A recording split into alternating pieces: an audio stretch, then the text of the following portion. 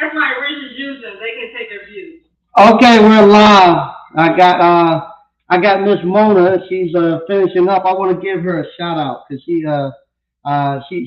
every time she's doing better and better. And believe it or not, Miss Mona is actually she's actually nervous. You wouldn't know it if you know Mona. Mona talks all the time.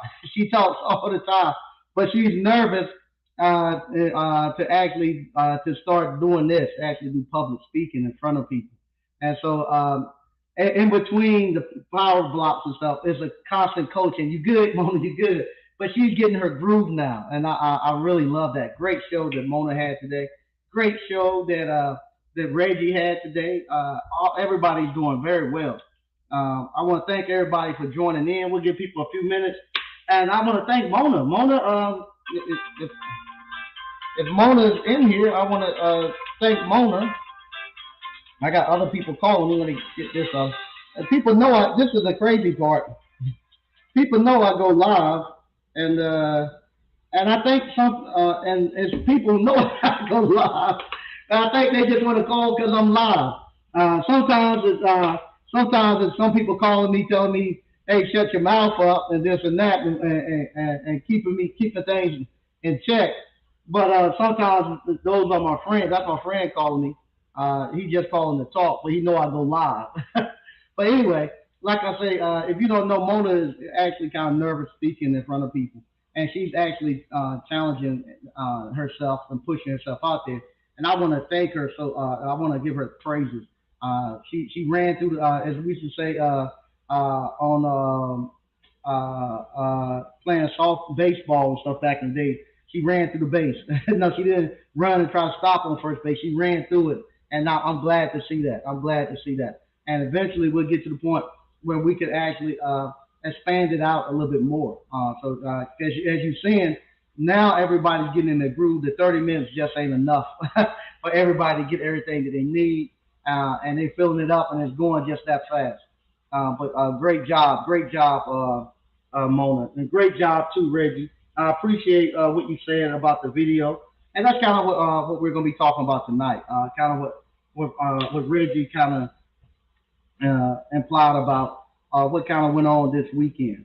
Um, this in 2 weeks I'll be over in Seattle, Washington. I got to actually send the flight plans over tonight. So as soon as I get done here, I got to order my actual tickets. I'll be going over talking to the third party warranty company. Once we get there, we'll finalize our agreement, and then I can tell you who the third party warranty company is and exactly everything we're going to be partnering with going forward. And then I can give you some new dates with the Appliance Boot Camp mini tour and what's happening. Or if we might, whatever we decide we're going to do, once we get there, they might have some other plans, so we might hash out some other stuff. But after that date, I can give y'all more dates and stuff. And that's kind of what I'm actually waiting on. A lot of stuff I'm waiting on to for us to get that agreement signed. And once I get that agreement signed, then I can actually move forward with a lot of other stuff that I got going on. But once again, thank y'all for watching. A great weekend. Thursday, Friday, Saturday, and Sunday.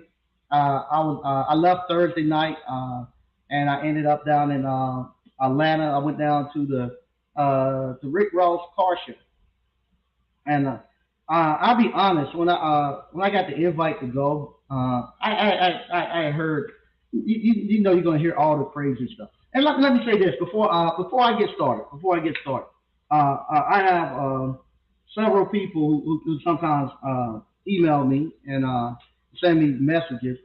I'm about.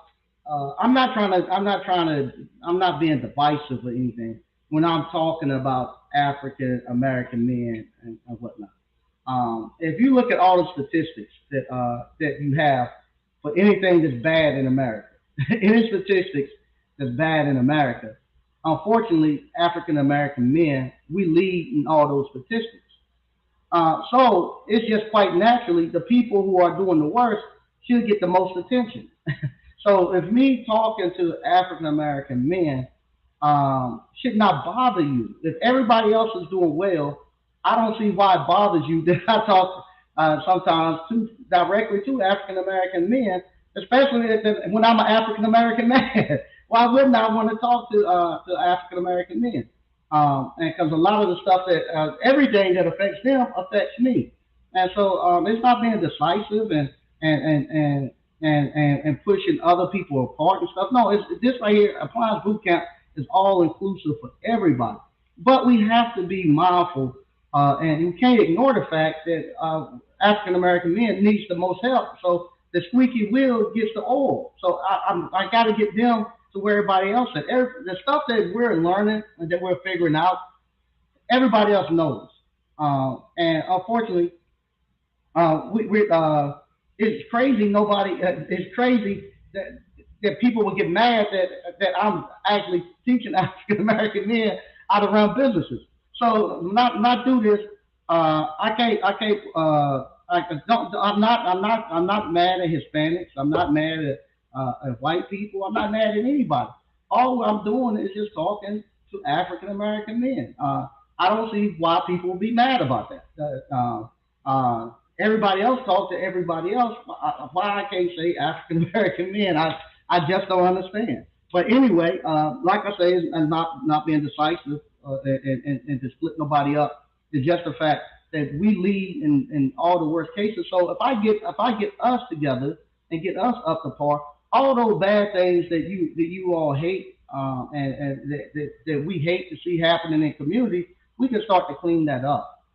So if you hear me talking uh, sometimes directly to African American men, don't get mad, don't get discouraged. Just do like we have to do.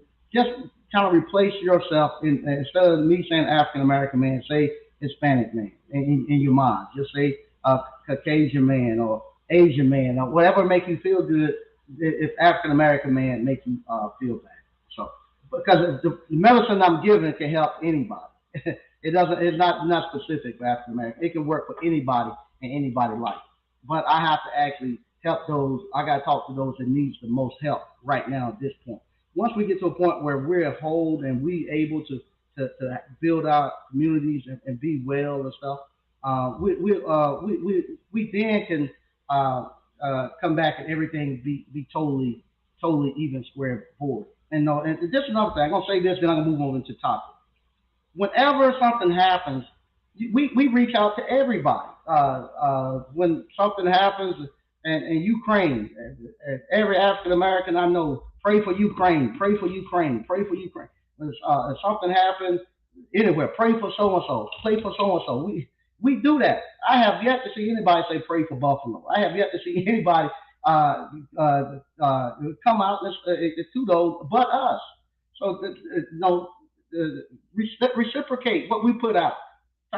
Go tell the people in Ukraine, type in pray for Buffalo, and and then maybe then I think I think it show us give us the olive branch too sometimes, because we give we always step on the side letting other people uh, communities and their well being come before ours.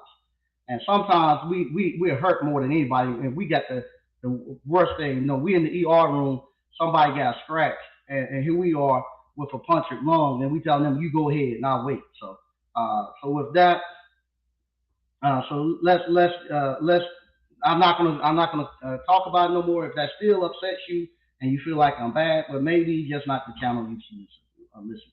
So once again, I want to thank everybody for watching, and that goes to where I was talking about this weekend.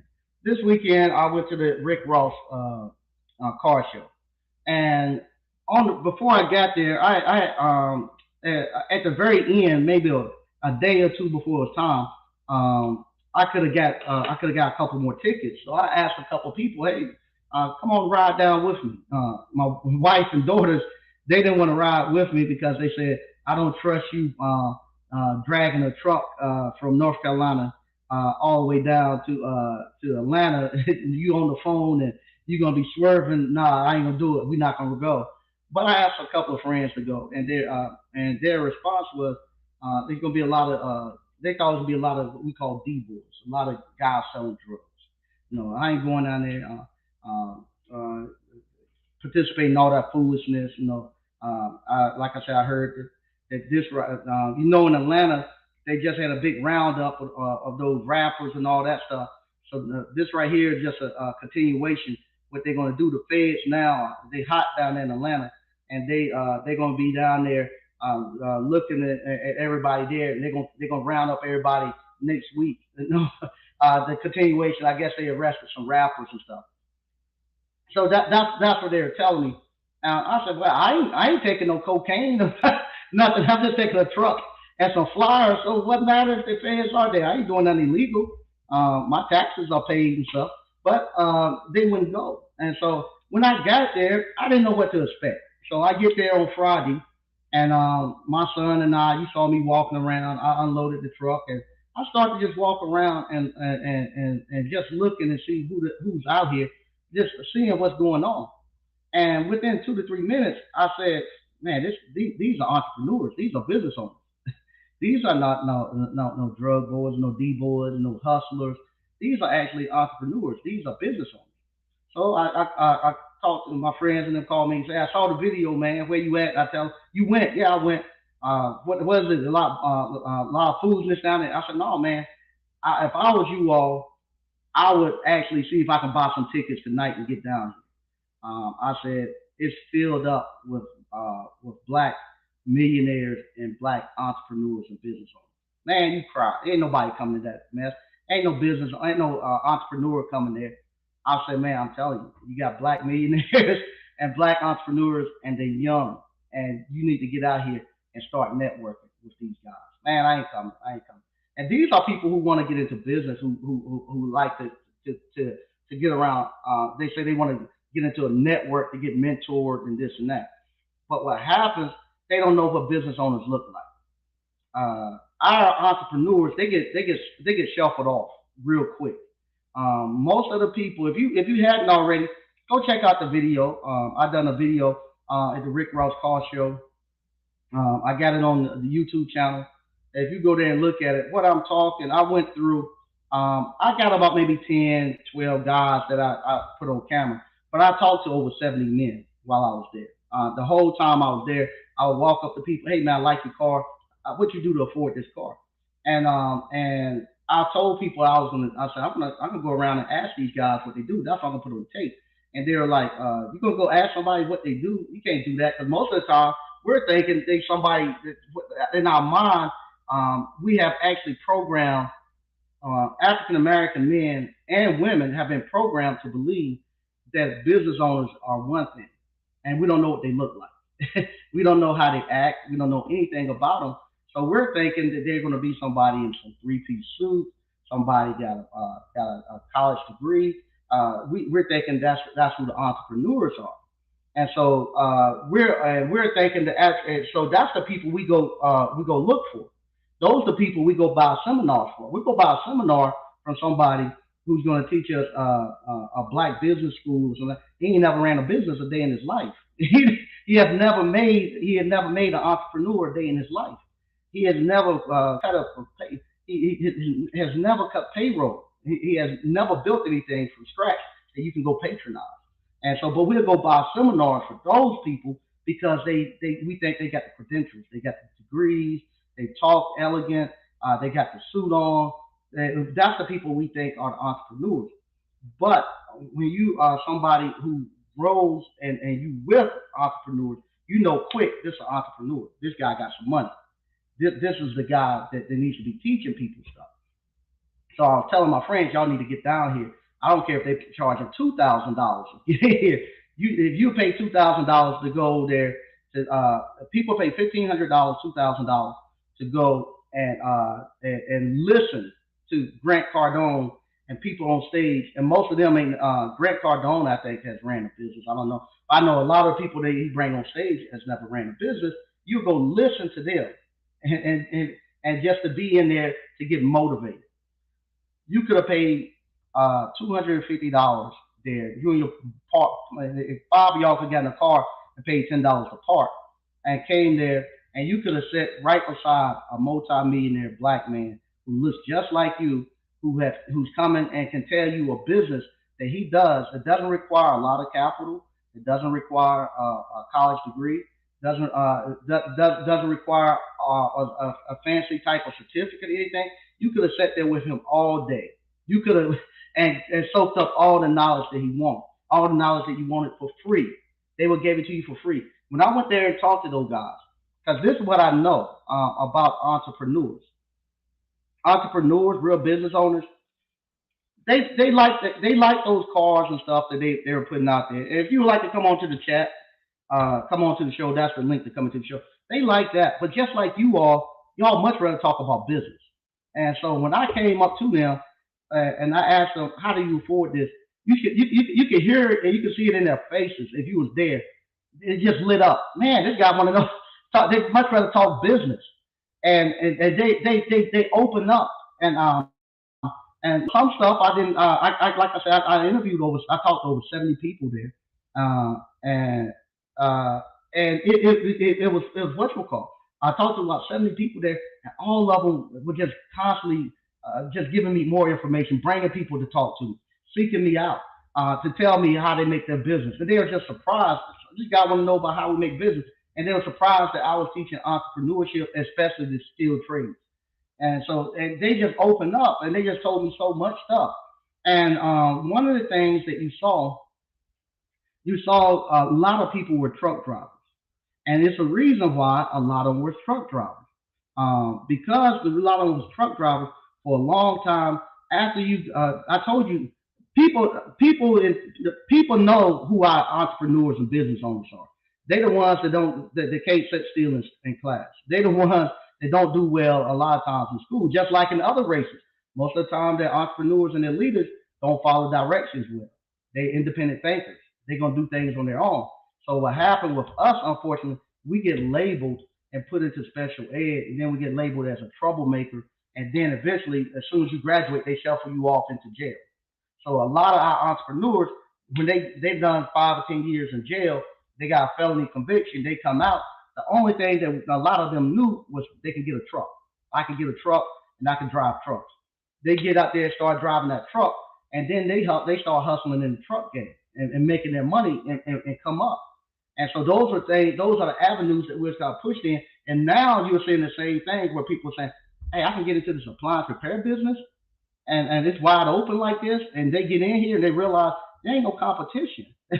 These guys don't want to work, and and I'm getting in here, and I'm ready to go, man. I'm ready to go do this thing, and that's what they're doing, and that's why you saw a lot of those guys with truckers because a lot of times coming out of prison and getting those felony charges, that's the place. That was one of the only avenues they can get into.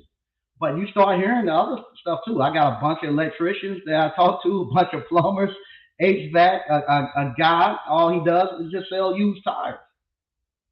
He sold used tires and has a gas station and multi-millionaire. That's all he done. And you saw these guys there. The other thing too, I wanted to show you all. And I have been telling you all this for years. I have this argument with people all the dang on time. I was like, a high value man ain't wearing no damn suit. He's not wearing no suit. The guy who got the money ain't wearing no damn suit. The woman that he's married to is not going to be no Brazilian supermodel. It's going to be an average young lady that has her head together and she's highly educated. And you saw that with that young couple who was a plumber. That was the typical millionaire that you see right there. He's not wearing no suit. She said he don't. Most of the time he wears Crocs around the house. You saw he has a very nice looking wife. She ain't got no weave in her head. She ain't extravagant. She ain't out here wearing Louis Vuittons and this and that. But you can tell that they're straight. And what she tell you when she that if you want to know how to get a high value man, you need to go find that girl or go talk to Appliance All Stars, his wife. That's who you go talk to. Because they recognize her. Because she said when she met that guy, he had a GED. He had a GED. He went out and jumped into that plumbing. She said in 3 months he had already made her salary she makes as a teacher and quit and took her out. She's retired. She told you, I don't work. My husband works, and they got 3 kids. That's what you all women wanted. that's the high value man that everybody's been that people been fooling y'all on. Because they never done it. They never done it. They never been around the people that they're going by the illusion. They're giving y'all that stuff. making y'all believe that, and y'all believe it. And everybody has lied to you. Your teachers have lied to you, telling you, "Oh, go to college. It's the thing to do. That's the way you're gonna. That's the way you're gonna get ahead." Knowing damn well they didn't get ahead going to college. They in student loan debt. The other thing, and if you look at those guys, you can tell they're not in debt. If you talk to them, you heard the old man tell you that. He didn't tell you five banking accounts, but he knew it. You make $100, put 25 in your pocket. That's your 25% owner's pay. Those guys are not in debt.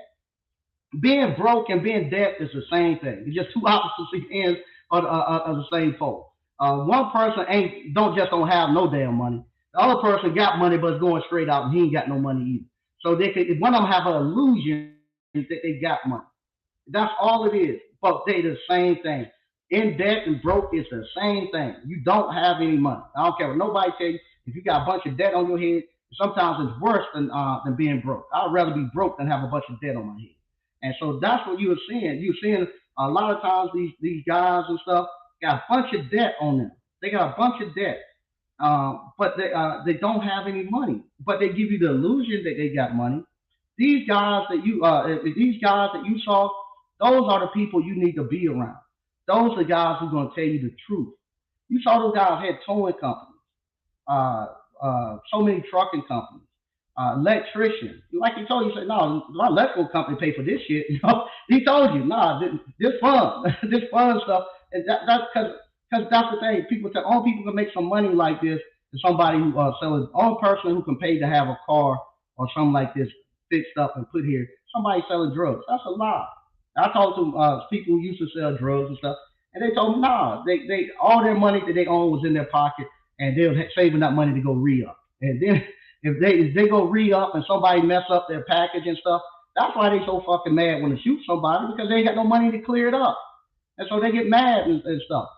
Like you, if you, for instance, if you go out here and you got a bad control board, and you go out there, you blow somebody's control board, you ain't mad when they go shoot no technician because he done messed up a $400 control board. Anything like that. You gonna see, man, it's just part of the game. Let's go. Come on, we'll get another one, move on. That's what happens when you got money. You got real money. But if you don't have no real money, somebody mess up a $200 package, I'm gonna shoot him in the head because you ain't got no fucking money. And it becomes like that because you ain't got the money to make it right. But that's what I want to tell you all. Man, this everybody lied to us.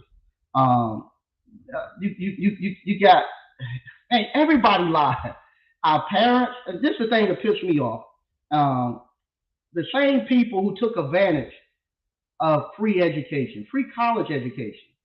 I'm gonna say this. Oh God, I don't want no beef or nothing like that with nobody. This and that. But I'm just telling you, strictly facts. You had. I love Judge Joe Brown. I love Judge Joe Brown. I love him. I love everything he said. But he went to college for free at UCLA. He went there free of charge. He didn't have to pay. If you was in California, you was a resident of California, you went to UCLA, you could go to UCLA free of charge. After that group of people went through, that group of black Americans went through, they closed the fucking door. He was a judge. He's supposed to make sure that door stayed open so everybody could keep getting the same stuff that he got for free. You let that door close on the next generation, and where now they're getting strapped with $100,000 to try to go to UCLA or more to get a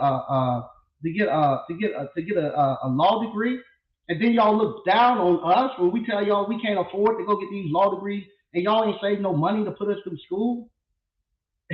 And then get mad at us when we tell you all we don't want to work these jobs no more. It's not. You lied to us, and all this stuff you told us, everything was a lie. You didn't leave nothing for us, and now you want to call us lazy, and you want to now say that we don't want to work. No, we don't want to work because y'all don't took everything. Y'all took everything and left the closet bare and didn't build nothing for us. Even the same thing. If you're a YouTuber, you got 150, 200,000 subscribers. You got to be crazy not to have a place where people can come see and patronize you at. It's almost crazy not to have a storefront. I have nothing with enough problem with Kevin Samuels and stuff. I think some of the stuff he done was good. Didn't agree with everything he done. But why in the hell he doesn't have a store? If he loves these suits and all that, why he ain't got a store down in Atlanta, a boutique where he can go in and buy those suits? You got all these men who's following him, he's telling them to buy suits. Why he not selling them suits? Why not? I'd be crazy to know. Oh, people are driving off the interstate to come here and see and to see me, and I don't have a place for them to come and patronize and go to the ice cream parlor or come to the school. I'd be crazy not to do that and capitalize, not so much to make the money, but to give them a sense of accomplishment that they know that what I've done helped contribute to that. I'm part of that, something they can touch. You can't just keep pulling the cash off of this thing and not building anything. You got to build something for our people. You look at those the ladies over there in Waco, Texas, that family, and what's it called? And they used to do the Magnolia Homes and stuff. As soon as that TV show popped, they put a restaurant and coffee shop and all of that stuff, where people can come who wants to see them, to see the stuff where they do it at. You know how many this right here, this little school right here. Um, the people who come through here and get to come up on this little stage right here, that and that I have here, the amount of people who come here and just say, "Man, this is where you shoot at." This and they're happy to just be able to come here and be a part of it and to see it. And Lord knows that wall. They come there and see your name on there. Then I tell them to sign the wall. Man, they love it. You gotta do that. And that's the inspiration stuff where people come there and get inspired and say, yeah, I can move on.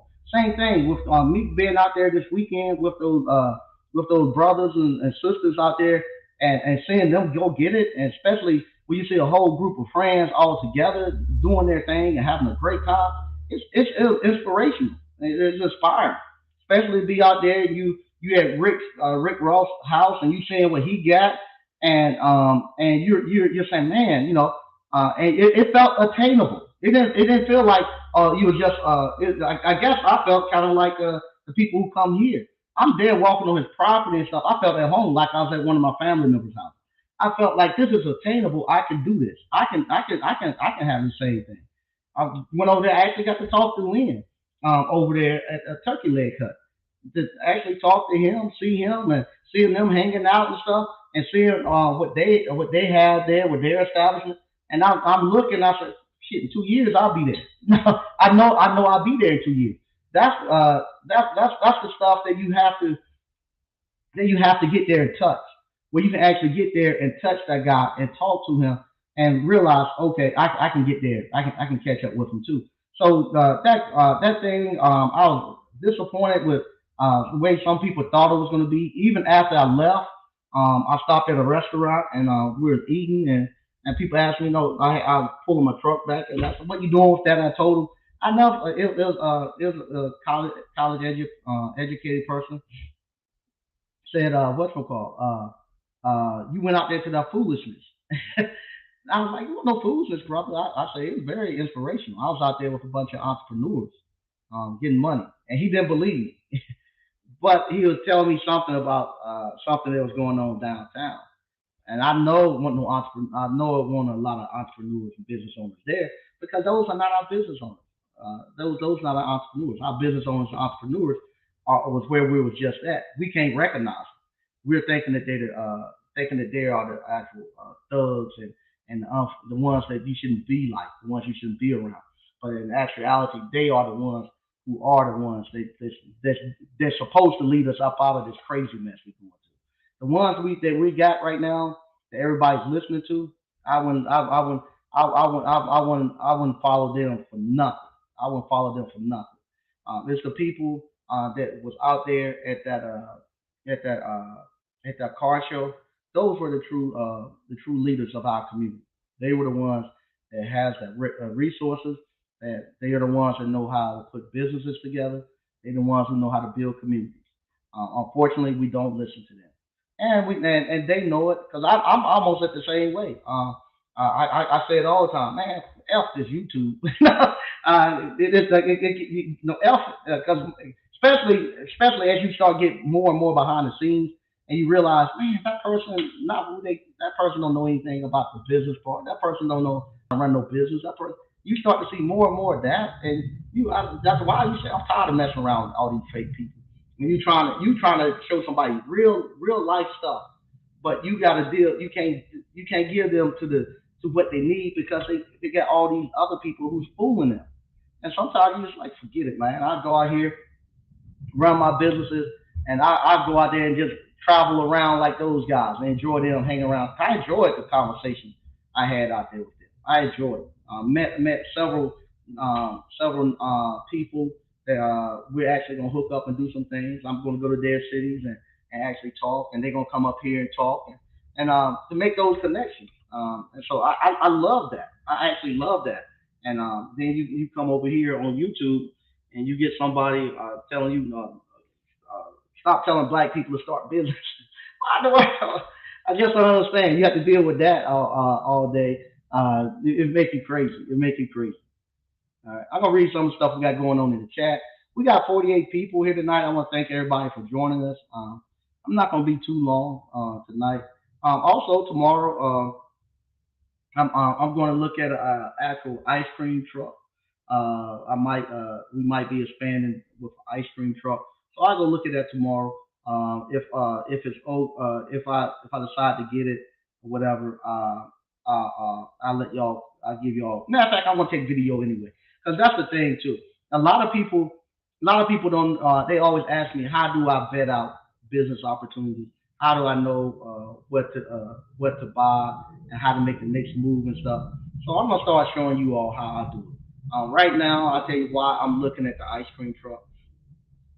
Right now, I'm finding out with the ice cream parlor, a lot of money can be made doing events off site, weddings, cookouts, school events, all that stuff, stuff like this weekend, we you doing like large gatherings and stuff. So all of that stuff is where you can make a lot of money.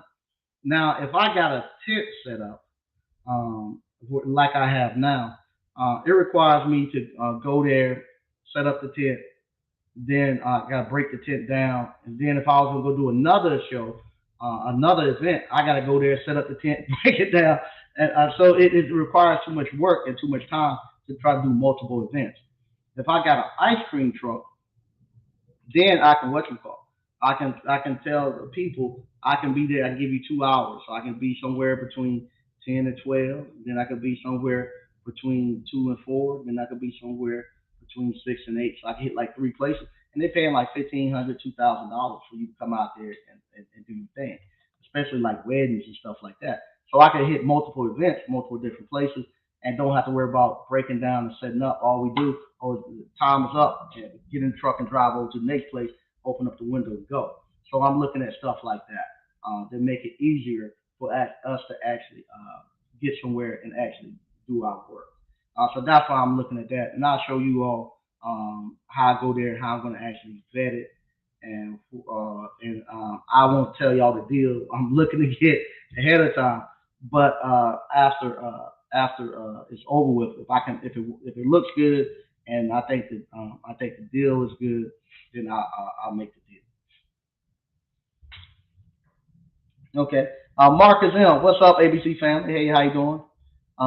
Ewan, what's up, ABC fam? Hey, how you doing? BK from the Rockies, what's up, ABC family? Hey, how you doing? SQ Services LLC, what's up, family? Quentin Hodge, what's up, Mike and ABC fam? Hey, how you doing? Like I said, if somebody wanted to come on to the live, that's how you can come into the live. All right. Appliance Professionals, what's up? Good evening, family. Hey, how you doing? What's up, Greg B? And said, what's up? I saw Greg out at the car show. Saw quite a few of the alumni. Like Greg, so said I keep forgetting. Oh man, the guy. I think I forget. Is it Quentin? I can't forget the other brother. He used to drive trucks too. He in Atlanta. Him and Greg and Sid was together. Sorry, I can't remember his name. God, I can't remember. I also saw JT out there, and Gerard and Sion. I saw them. I wasn't expecting them. You saw in the video. I'm out there video and they come put me in a bear hug. So, but I wasn't expecting them. That was a great surprise to kick it with them. And it was funny. I'm there and I'm asking people stuff. And I'm talking to this young lady. If you're watching, thank you. I enjoyed talking to you. I'm talking to a young lady, and I'm asking her, the same thing I'm asking everybody. How do you make your money? This. She was a lady. She had her car out there. She had this rare Mercury Cougar out there, and she wonderful lady. And so then I started telling her who I was. I know who you are. Oh, you do? How? You be on JT? You was on JT Hustle's channel. I know you, Mike. Oh, wow, okay. And so then we were talking. I said, "Well, JT here," and she said, "Yes." Then she saw JT and called JT over there, got to meet. And that's the type of stuff that I love. And so she got to talk to us. We talked. We all talked together and took some pictures, and it was fun to be there. And I go there and try to introduce myself, and they'd be like, "I know who you are." Oh yeah, I saw you on JT Hustles, or I watch you from time to time on YouTube. Oh, okay, all right, thanks, I appreciate it. All right, we got Thompson Appliance in here. Hey, what's up, man? How you doing, Thompson Appliance? What's going on, Mr. Mike? How's everything going? Going good, man. How you doing? I'm doing all right. Just driving, heading to the house, man. Oh wow, it's still daylight where you at? What city? What city are you in? I'm in right now. I'm coming from Fort Worth in Texas. In Texas. Oh, okay, all right. Wow, okay. How things out there? Yeah. I just want to call up and once again say thank you. Mm, Because I've been out here hustling hard, man. Hustling mm. hard. I've been finding all kinds of ways to make money off of this. I don't know if you've been keeping up with the Facebook group, but as I'm going along, I done found all kinds of places that need appliance work, including Yeah. retirement homes. Yes, yes. So I just want to give a shout out to everybody who's doing this, man, because it's real money out here, man.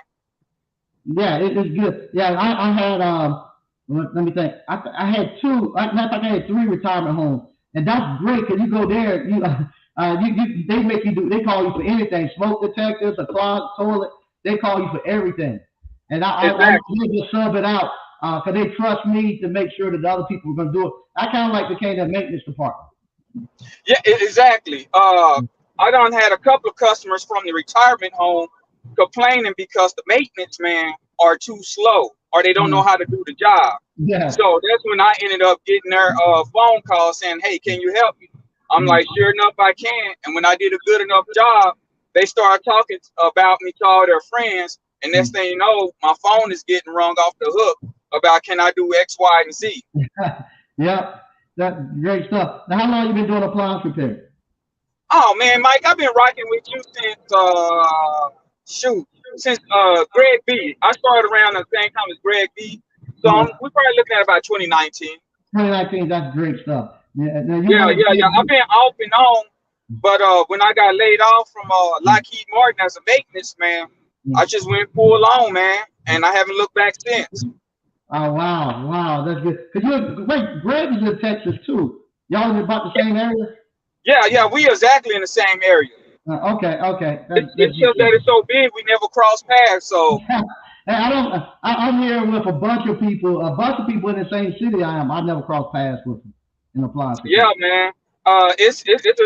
I just want to let everybody know because I know you're getting a lot of new students who still Mm, scared to come off the porch mm. that they need to go ahead and make that leap, man. Go ahead and No jump. doubt, no Even doubt. if you got another job, man, just go ahead and make that leap. Even if you got to work Saturdays and Sundays, man, it is Yeah. what it is. There it is. There it is. And if they don't realize now that skilled trades is where it's at and where the money's to be made at, I don't know what Oh else you man, can do let, let me to let me hurt. tell you something. Some of these customers like the way I treat them so well. I'm always getting 20, 40, and $60 tips. So if y'all saying y'all got broke pockets, y'all not hustling hard Yeah, enough. yeah, yeah, no doubt. All right, that's all I wanted, Mr. Mike. I just All want to right. say thank you again. All right, man, thank you, man. I really Uh, appreciate it. All right. All right, thank you again, man. Thompson Appliance, man. I really appreciate it. Mr. O, it was crazy watching that video, Mike. Everyone you walked up to was a small business owner in the church. I knew it. I knew it, and when I knew it within about 5 minutes of me pulling my truck off and walking around. I said, these are small business owners. These are small business owners. I knew it. I knew it. I had been around them so many. I just knew it. I knew it. It wasn't nothing what nobody else thought. Um, FSG Appliance Academy. Hey, how you doing, ABC fam? Hey, how you doing? Yeah, me and that next door was on point. Yeah, that's that's exactly who it is. The millionaire next door. That's the exact person that they describe as the millionaires. But we don't believe that. We think it's the entertainers. We think it's the athletes. We think it's the doctors. It's the lawyers. No, it's not. He found that out. Millionaire next door. He showed us it was the skilled trades workers in the small little towns doing small little boring businesses. Well, nobody told me, oh, I'm buying crypto. Not saying crypto is bad or anything. Nobody told me I'm a crypto trader. Nobody told me uh, uh, uh, nothing. Like I say, there's nothing wrong with day trade. Nobody told me they day trade. None of that stuff. No, they probably do that, but they don't make their money there. Their money is made in their small business. Greg B, I can't believe people are asking you. That. Yeah, no, they ain't asking me that. They telling me to stop. See, that's the part that make me laugh when they tell me they telling me you need to stop. You need to stop. Stop doing what? No, if right now the Democrats been trying to do what ABC family has been doing for two. If the Democrats were half as successful as Appliance Boot Camp family has been with giving people equal opportunities and closing the pay gap between blacks and the rest of the population, they might could get into power. Here we are, we're doing it, and people are getting mad. People are getting mad about it. Folks are being sensitive nowadays. Unfortunately, Mike is helping everyone. Yeah, I think they've been. I think what happens is this personally what I'm beginning to think. I'm beginning people thinking that oh it's too crowded and maybe people are moving in because let's be honest. At one point in time, African Americans we ran the skilled trades. We ran the skilled trades. We invented brick mason. No, we done all of the skilled trades. We done it, but it was a calculated decision to take it out the school system. It was a calculated decision to tell people to start forget about running your dad brick mason business. I wish I could have got the guy on camera who took over his grandfather's car, his grandfather's garage, changing used tires. Oh God, I wish I could have got him on there. But a lot of them were still kind of hesitant and didn't want to be on camera, so I respected that. But if I could have got him on camera and he was telling how his grandfather couldn't read and write, but he could count, and all he done was buy tires for for $3 or $4 and sell them for $40 and $50 and put them on your car, used tires. And all they had was a little corner gas station where you come by there and get some gas and buy used tires. And he said, growing up, he was the only one that wanted to do it because changing tires is a dirty job. Changing tires is a dirty job out there. And he said he was young. He's probably a little younger than me, but he stuck with his grandfather. And when his grandfather passed, he took. Then nobody else want the business. He said he didn't have to fight. Nobody in the family want the business. He took the business, and he still do it the same way his grandfather done. And he's a millionaire, just changing the tires and stuff. And we sat there, and just like I'm laughing, him and I laughing out there because it was true. He was a millionaire changing tires and stuff, and he had a Hellcat or a Demon out there. He had an old had another old Mopar car out there. Had a truck, and you just sitting out there laughing. No, he done made $1 million changing tires, used tires, and if you go out there and see him, I bet he's just as dirty as anything right now going home. But he's a millionaire. but they people won't look at him and think that he's successful. Um, hey, what's up, FSG Academy? Yeah, you're doing great, Mona. Doing great. They say black people are the only people who don't practice the first law of self-preservation. No, we don't. We don't. We don't do that. We don't do that. And we for some reason we wanted to get a we thought we thought getting a diploma, not getting a diploma, getting a degree will allow you to go get a job and work in the actual air conditioning. So you can go sit at the office, you get an office job and answer the phone, and don't make no money. And I still have people now who think just because they have a degree, just because they got some type of degree, that they successful, even if they broke as a church mouse. They can't even afford to pay for the piece of paper degree that they have, and but they think that just because they have a degree, that makes them better. Like the guy when I left and I was at the restaurant, and he told me that he was college educated because him and I talked. He had went to uh, he went to Albany State. I can't pronounce it. The HBCU. I was telling him I went to A&T, and he straight up told me you went out there to that foolishness. And I went to bunch of millionaires out there, man. And I ain't talking about no rap. Oh no, fuck. Nobody thinking about the rappers. You had rappers and entertainers out there. Well, nobody thinking about them. They want it. No, nobody thinking like that about them. Everybody, hey, what's up? You know, if you took a picture with them or this and that. Don't nobody thinking about them. Don't nobody thinking about them. King K, you're right, Mike. All right, no problem. Power block. Hey, what's going on, Reggie? Thanks. I like what Mona said. I was laughing. We don't want no good principal. We want Mr. Clark. I like that. There you go. Yeah, lean on your rep. Home maintenance pros.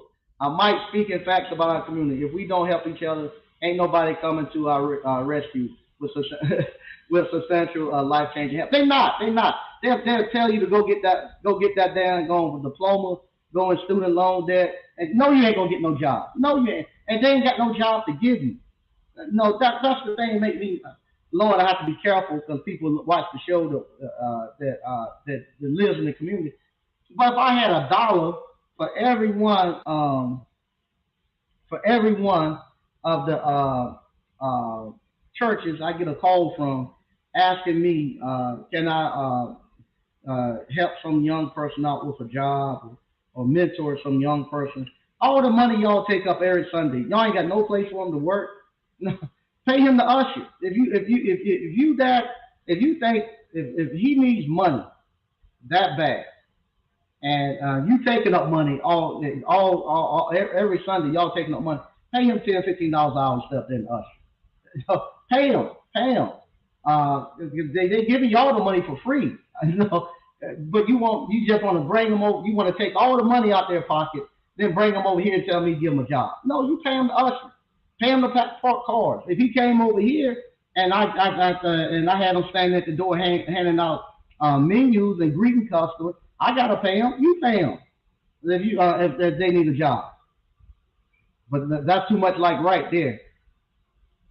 JT, you keep doing what you are doing. Nothing wrong with caring for your own people. No, I don't see nothing wrong with it. Nothing at all. Man, you had tow truck driver business on with Slick Rock. Yeah, no doubt, no doubt, no doubt. And I'm almost afraid to answer this one. I'm afraid to answer this one. What's going on, Slick? What's up, man? What's happening, man? Look, ushers don't get paid at church, dog. Y'all gonna have to. Y'all can't keep taking up the offering for everybody else and send them down here for me to pay. That was funny as I don't know what. Yeah, but no, I don't. They got. I don't know what the point. Yeah, they need to pay them because they making just as much as I am at my ice cream parlor on Sunday. But then they take the guy. This is they go. He go up the altar call and he say he got problems. He ain't got no money and he don't want to go back and sell drugs and this and that and he's gonna and he need a way to feed his family. instead of the church say, okay, well, if you come here, we're gonna mentor you, and we're gonna make sure we put money in your pocket. We're gonna pay you to mow the grass, pay you to clean the church, pay you to usher, and all that to keep you away from doing that bad stuff. Their thing is, let me call Mike Sneed and send him another one down there.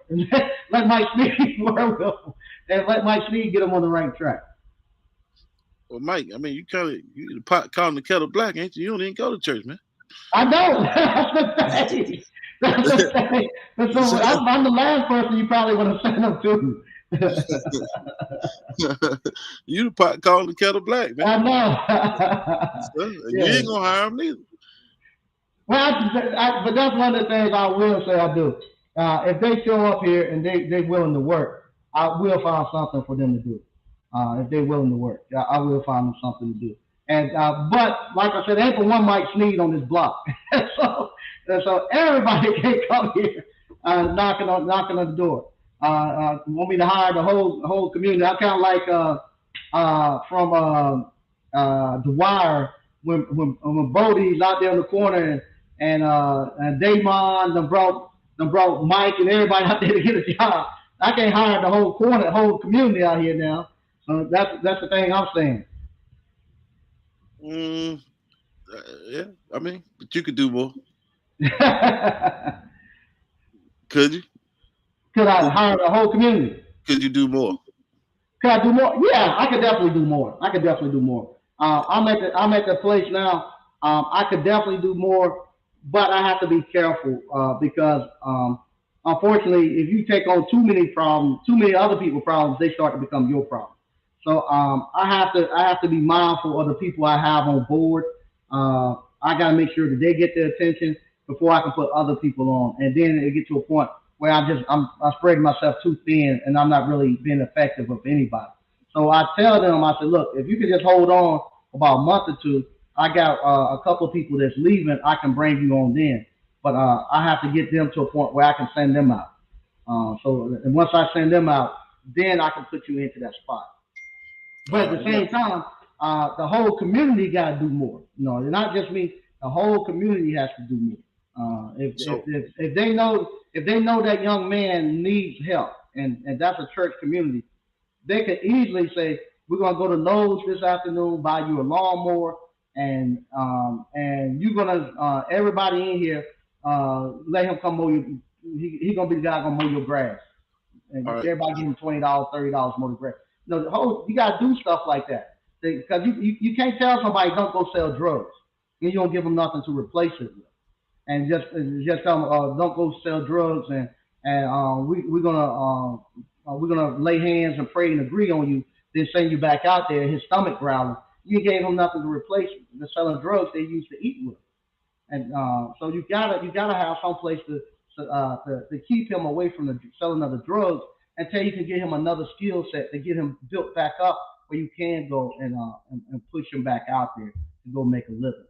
And like I say, just to call me and tell me to be the person to do all of that, and then every Sunday it's crazy. They work for me, I pay them, and then on Sunday they tell them, well, you need to come back to church and pay your tithes. The money that I just paid them, they got to give it to the church. And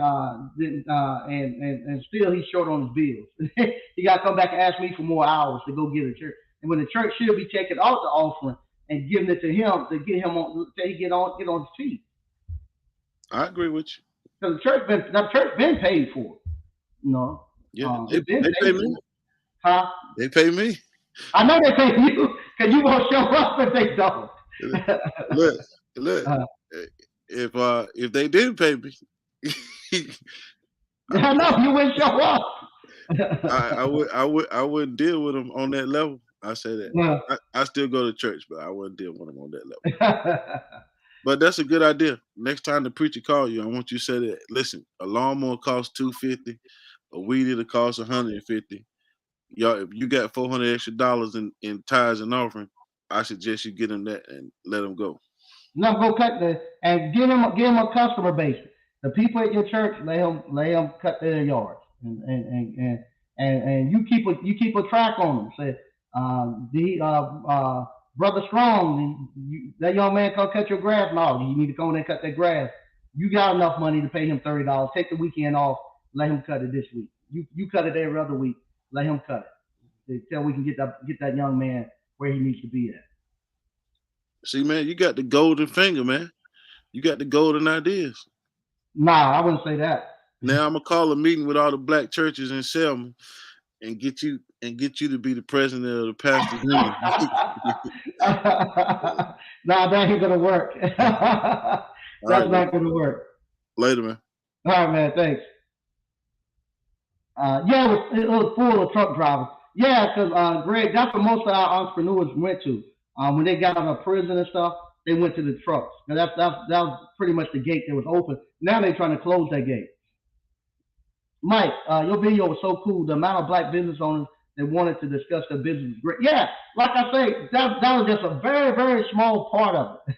I talked to over 60, 70 people. The whole day, that's all I've done. I just walked and handed out flyers, asked people, hey, man, I love your car. How do you afford to do this?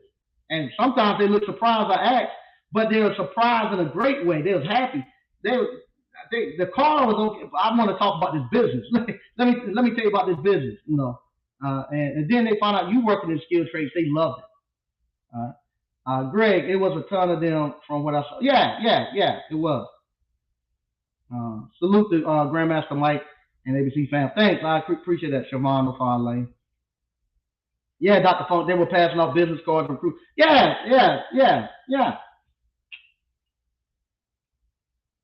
Yep, I talked to a lot of mechanics also. Yep, Greg. BK, the cool part about the truck drivers was it seemed that folks were, yeah, they were, I'm telling you, it was legitimate business owners there. It was, it was probably maybe 25 to 1, 30 to 1, men to women. So if you wanted to get you a so-called high value man, you should have been out there this weekend. You should have paid your $250. You and your girl rented y'all a van and split the parking and just walked out there. You would have found that man you was looking for. You would have found that man you was looking for. I'm glad I bought your course. Just got laid off from my 9 to 5. Okay. Sorry you got laid off, but glad you got the course so you can get going. You got something that can get you out of it. That course came from me getting laid off, so I know it works. So you good.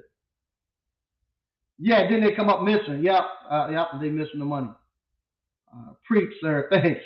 Yep, the lies. Everybody lied to us. Slick. What up to all the grandmas doing appliance repair? There you go. Two guns up, Z. I got plenty of blue collar family members with busted hands, knuckles, backs. Boy, stay in school. Yeah, that's what they say. Boy, stay in school. I don't know I got plenty of blue collar family members with busted hands, knees, and backs. Boy, stay in school. I don't know if you're saying that people need to stay in school, or that's what they told you. If you look at me, I just had to put lotion on before I came here. But you look at the palm of my hands; they got calluses in them. My hands are rough. And you talk about busted hands. I'm gonna tell you this right here. This is what the young guys tell me. If the kids are listening, send them into the other room real quick. So we're gonna have an adult conversation.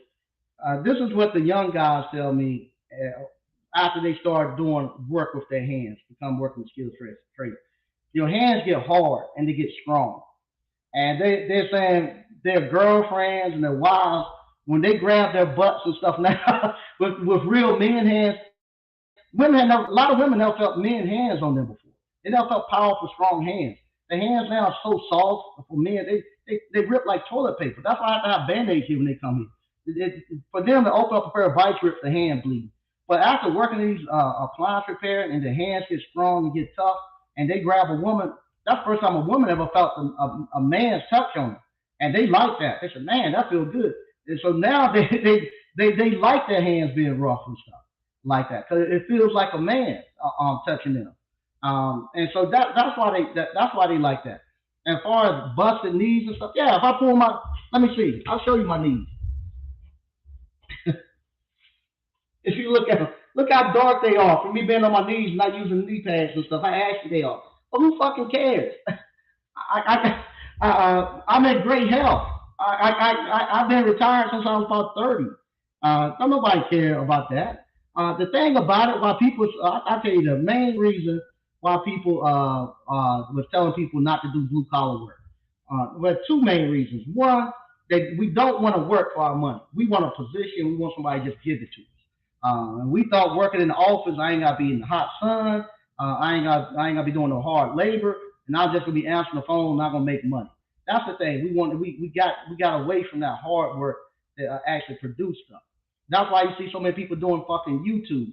Cause YouTube ain't nothing. Ain't nothing prosperity preaching. You can fail at everything you touch and come on YouTube and get people to listen to you. You can talk about something you ain't never done before in your life. Don't know anything about it in your life, and people will listen to you because they ain't never done it, and they'll start to believe it. The same thing with the other reason why people told you not to get into the blue collar stuff because they didn't know the business side. We didn't. All we knew was the hard labor side. Nobody told us the business side of it. And the only person going to teach you the business side is somebody who does business. A college professor can't tell you how to start a business. They can't tell you they never done it. They never done it. And if you gave them a business, they couldn't run it. If you could take you could this something we saw right in front of our eyes. I had a lot of people ask me, "Hey man, what do you think about so and so? You think they good business people?" I don't know. I see what you call that they done business in the past. But I don't know if it was them or their partner. They done it with a partner. I don't know who was the entrepreneur. I don't know if it was them or their partner that was the entrepreneur. I saw after the partner got sick and died, they no longer ran the business no more. So I don't know if it was them or not. I see them doing YouTube. YouTube is easy to make money off of, to be honest. Sell courses and stuff. 'Cause most people don't know what most people ain't never read a book. And if you read a book and come talk about stuff you just read in the book, you can finesse enough people to buy your course to be okay. All you need to do is sell. All I need to do is sell 3 courses a week, and I can make 20, 30,000 a month. So it ain't hard to sell these courses. So I said I don't know. I want to see that person come off of YouTube, take a business from scratch and build it up and let us see it. If he does that, then maybe I'll say I told many of people they can tell you when they came through here. We have private conversation. We have the after hours conversation. They ask me about different people that they see on YouTube and this and that. And in the after hours, I'll tell them I don't know. I need to see. They're verified. You should tell them I need to see them come off of YouTube, build a business. If they come off YouTube, build a business, and it works, I'll say they're an entrepreneur. They're a business owner. And it don't matter how much money you got. Like I tell y'all, a business don't matter how much money you got. They don't care not 2 cents how much money you got. A business, I told you, a business will smoke your money up quicker than your crackhead honor on. They'll smoke every penny of your money up. And that person came off of YouTube and they're going to show you how to start a business from scratch. Now, I credit Appliance Bootcamp people for doing it because prior to that, a lot of people listen both ways to everybody, and he does have some great content. I'll give him that. Some of his stuff is very, very good. Some of his content. But I didn't know if he was an entrepreneur. You can what you call you can talk the lingo and stuff. But that don't necessarily mean you're an entrepreneur. You can put it together. Because like I said, it's three components to this. It's the knowledge and understanding. That person has knowledge and he has understanding. I admit that. The third thing is the wisdom. That's the person that you take that knowledge and understanding and apply it to somebody's life and fix their life and apply it to your life and get it and apply it to that business and make that business produce. That's wisdom. Very few people have that. Very few people have that. And the only person that can teach you that, somebody that has that, can teach you that. So I said, I don't know if he has that third component, that wisdom. I need to figure that part out. They came off on create a business, threw over $500,000 in the business and blew it in a year. In a year, it blew it. It blew it. and y'all saw it right in front of y'all eyes. I told y'all, I said, hey, told you, I didn't know, but we threw him in the ring and we saw it. It didn't go. It didn't go. I don't care how much money he threw at it. If he would have kept throwing money in that, he would have took every penny he had. He would have took every penny he had. And that's what happened to us. A lot of our parents and grandparents. Our grandparents had the wisdom; they knew how to do it, but our parents didn't. They went to school and knew more than our grandparents started businesses and put them together. Built the schools that built the schools for them. Our grandparents bought farms, bought all the land. Then our parents and the next generation, they go to college and come back and they know more than the grandparents did, and they're gonna do all this crazy stuff that somebody ain't never done before. We're gonna tell them how to run a business, how to buy land, and what they need to do. End up losing everything. That's the same thing you saw happen there. He lost everything. I mean, it was bleeding them out. I saw it bleeding them out. I was saying to myself, oh boy, he taking the ass whooping. Every time I would come up sometimes and try to tell you, hey, why you gonna buy those cars and every day they're going down in value? You throwing money away. You need to find you something that's gonna be an asset that's gonna hold its value and accumulate. And it's not kicking off enough cash flow. And you're losing that. You're losing that. I don't care how much money you throw at it. He thought that he could throw money at it. It didn't. It kicked his ass. But on the other end, you saw old crazy Mike Sneed out here. Didn't look good. It didn't look good because I won't buy no Mercedes convertibles. I won't buy no Lexus. I won't buy BMWs, 3 or 4 BMWs every day. All that shit looked good. It looked very good. And people ate it up. Man, you the man. You doing it. You doing it. You doing it. You got man. You paying cash for all these cars at the going to buy them at the dealership. You saw me when I go buy mine. I go buy my house for the state surplus for little nothing. But going to the dealership, they done went to the state surplus and went to the auction and buy them, and you're gonna buy them double the price. And you think you're gonna make some money? But anyway, all that went on. Y'all saw that. But you saw little old crazy Mike Sneed out here, dust all in my damn head, smut all in my head, me sitting in my damn building sometimes for 2 or 3 hours.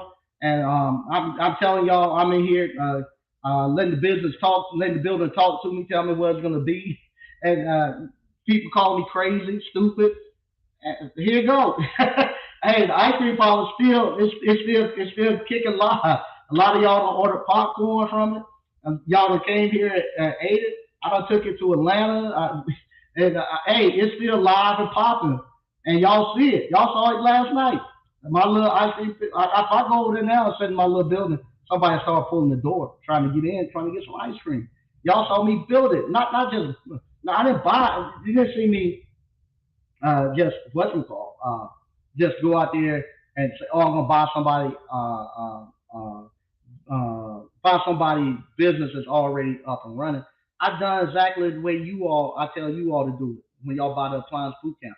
Buy a business plan from somebody who's been doing it at least 10 to 15 years. Because they done seen the ups and downs and they done been through each type of market you can get into. It's been proven their concept. Make sure it's something very simple, not something complex. And make sure you understand it. They can explain it to you in a way that you understand it. And you can comprehend it. And that's what I've done. I went out, I bought the Mystic Ice Cream Boot Camp. And it's a very simple concept. I followed it. Everything he told me to do, I've done it. And I have the same success that he has. And it cut off 20, he's been doing it 20 some years. It cut off 20 some years of me actually trying to figure out the ice cream parlor business. And you saw me actually take the building. Instead of me taking $400,000 going to buy some regular ass cars, I took my money and bought property, brought an asset that I know that's going to hold its value, that's going to accumulate. Appreciate it. It's going to appreciate it. And you saw me build it back up. You saw me add value back into it. To the point now when people come, they don't realize, unless you early appliance boot camp people who actually walked through these 2 buildings, you don't realize how bad it was. When we first came in here, when I first bought the building, those first couple of classes, I took them over here to see it. It was bad.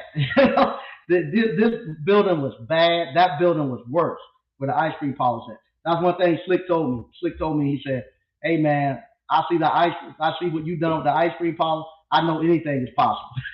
It was rough, and we done it right in front of you all, so you all can see it. So I can show you all this is how you do it. But then I still get people tell me don't do that for black people. Don't show black people how to do it. But yeah, so but yeah, we done it right here in front of you all, right here in front of you all.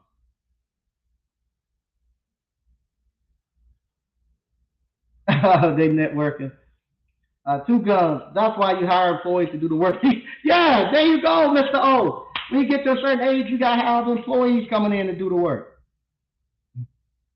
I'm not a fan of Joe Brown. Yeah, he's. I think Judge Joe Brown is okay. Him and Dana does a lot. I love Dana. Talk to Dana sometimes behind the scenes. Dana with the data. But I do love Doctor. I do love Judge Joe Brown. He has a massive knowledge and stuff. But like I say, just like everybody, is some things that I think we have to be able to. We have to be able to we got to hold everybody accountable. I love the fact that what he's done. He's very very intelligent, has a lot of knowledge. One thing that I have with some of these judges, I don't know all his cases or anything. I don't know the cases that they done, but I know a lot of back home. I'll go back from back home. Back home, a lot of the black DAs and judges and stuff, when that crack epidemic was running through, boy, they was giving you time. They won't. You need time. That's what they told me when our family member was on crack, and what they told what the courthouse told us and the judge told us, we got to give them tough love. Don't answer the phone. Don't give them no money. Let them go to jail. Give them tough love.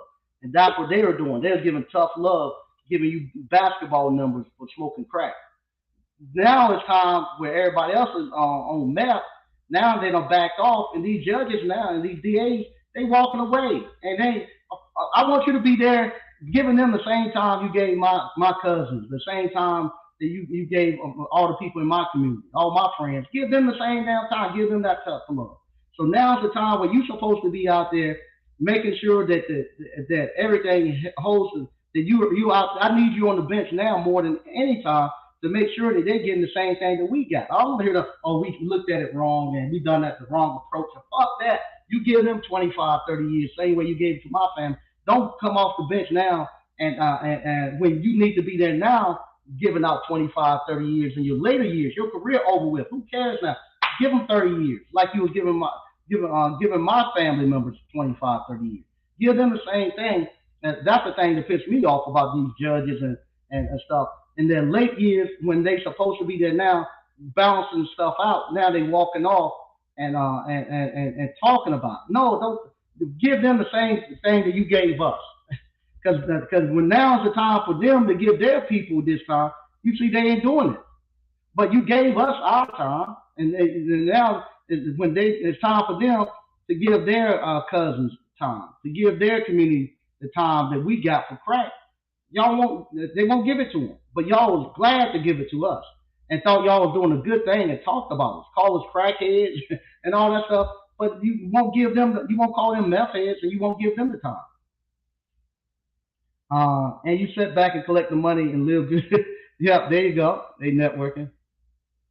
Two guns. Or you can have an org rig blow up. What in the world? Okay, two guns up Z. Or you can have an oil rig blow up on you at 25. Blue collar has plenty of risk. Folks need to be real clear of the risk. All right, what's the risk? Come on, I tell you what, Blue. Two guns up Z. That's the link. Come on up. Come on up and that's the link right there. Come on up and tell us the risk about blue collar that you believe is so bad. I'd like to hear. That's the link to come in. Tell us about the risk about blue collar. I'll tell you. I worked I was graduated from North Carolina A&T with electronics and computer technology degree. I was an engineer. When I say an engineer, I was an engineer. I designed stuff. I worked with the developers. I was a in-circuit test engineer, and I was a functional test engineer. In-circuit test engineer means when they develop a circuit board, I'm there with the developers as we develop the circuit board. On the circuit board, they give us test points. I'll show you. Hold on a second.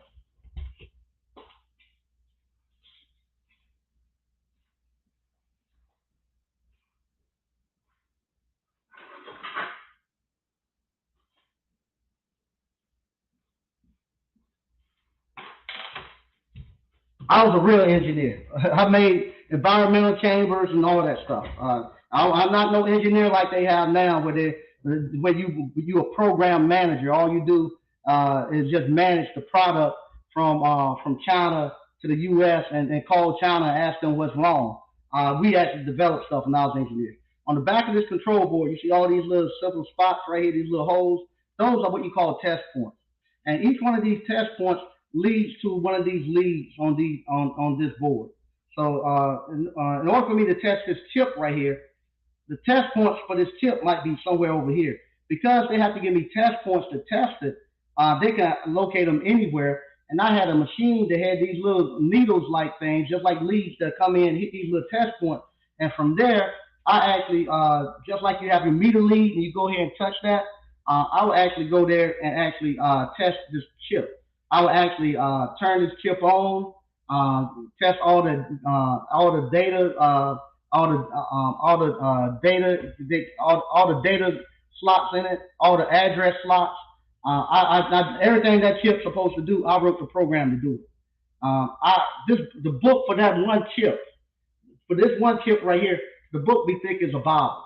So I had to actually go through and learn that chip, how to actually test everything that chip could do. Because we tell them that chip can be programmed to do so many different things that I have to make sure that it can do it. And so just think, if you go on these boards, you got 1, 2, 3, 4, 5. I see 5 chips on there, and each one of them got booked that thick. I had to know how each one of these things work so I can write the test program for it. So, and I had to actually work with the design engineers, because what happens, the design engineers, they want the boards to be small as possible. And so they actually don't want to give you test points. So I have to work with the layout of the board and actually lay out the different components where they at so that I can get test points so I can actually do my test. So I've done that as the in-circuit test. So what happened was after this comes off the conveyor belt, the assembly line, after the assembly line will come place all the parts on it and solder them. And then once they come off that, they'll put it on this machine. It's called a Genrad or Pterodon, or they have Takai, a flying probe tester. It'll actually come down and it'll actually run my program. I programmed in C, I programmed in Unix, any Visual Basic, any programming language you can think about, I programmed in it. And I wrote the program to actually go out and check all these chips. Not only that, after we made sure that all the right chips were put on there, want no solder joints, bad solder joints, make sure that the chips function like they're supposed to, then we done a functional test. The functional test is we go plug it up into the actual chassis to where it's going to be at, and I had to write the actual program to go through all the different functions of this board in the actual functioning place. So if it says it needs to call and be able to transfer data at a certain rate, I wrote the program to actually simulate somebody sitting at a computer hitting keystrokes, actually making the board go do everything you want to do. So I was an actual real engineer. I was a real engineer. And I can tell you I was the brokest I've ever been in my damn life being an engineer. Brokest I've ever been in my damn life since I was a damn engineer. When I became a appliance repairman, that's when my life came back around. That's when I was able to actually have money again. I ain't have no money when I was there as an engineer. I looked good and it sounded good, but I was broke. I was broke. And I became when they laid me off from engineering, that was the best thing they ever done to me in my life. From there, I became an appliance repairman. I was able to send my kids to the best private schools. Up until then, I had a daughter that I had prior to getting married. Up until then, I was like all the other men complaining about child support. Child support is the reason I can't have anything. Because I was broke. Because they were taking all my money for engineering. When I became an appliance repairman, child support was no problem. Matter of fact, I was talking to somebody about this earlier today. It became an honor and I became proud to know that shit, I can pay my child support. Who cares about child support? And and it didn't matter because somebody say something about that. You supporting two families. Fuck, I can support five families. It don't matter. I'm the man. I can do it. It didn't matter. I got because it became a badge of honor to be able to say I pay everything in my house. My wife don't pay nothing with bills in my house. This is my house. I pay for everything. I pay for all my kids to go to school. I pay for my kids. I pay cash for my kids to go to college. I don't know no motherfucker. Excuse me, because this is what drive people right here that drive the high school kids into this craziness. The engineer can't even afford to pay for his own self to go to school. More or less pay for his kids to go to school. By the time his kids go to school, they so far in student that the two parents that went to this crazy university with all this money can't even afford for the kids to go to school. They're making the kids sign up for student loans. I know it. You can't tell me about it. I know it. I've been there. So you can't tell me about it. You can't tell me about it. You saw me doing that. Go look at the video. Yeah, I ain't running through them. I talked to over 70 people out there. And not one of them said they was an engineer. Not one of them told me that they were professors. Not one of them told me they were a lawyer. And you might say, well, that's because they smart enough not to go out there. No, that's not true. Because I know where they be at. I be around them too. And I can tell you, they ain't got the money to go there. They ain't got no money to. They ain't got $70,000, no $100,000 to put into building no car to put out there. They ain't got it. They don't have it. And all that the ones that want to portray they have it, they tied up in debt. I know. And what do you think happened when Lord, let me not say that. Ah,